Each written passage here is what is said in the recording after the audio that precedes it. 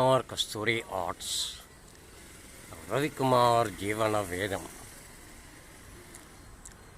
భగవంతుడు ఎప్పుడూ కూడా పూర్తిగా సహాయం చేయడు. కార్యరంగంలోకి మన దగనిస్తాడు.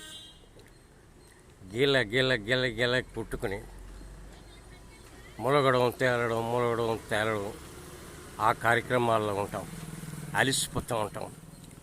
దేవుడా, ఇంకా నేను చేతులు ఎత్తేస్తున్నాను, నేను ఇంకా లాభం లేదు, అలసిపోయాను, అందుచేత ఇంకా నీదే భారం అనే వరకు ఉంటాడు.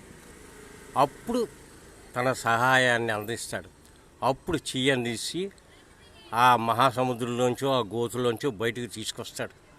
ఆ కార్యక్రమాల నుండి బయటికి రావడానికి తన స్వశక్తిని ఉపయోగించమని, తన సొంత బుద్ధిని ఉపయోగించమని, తన కార్యక్రమాన్ని తను చేసుకోమని చెప్పేటువంటి నీతే రవికుమార్ జీవన వేదం.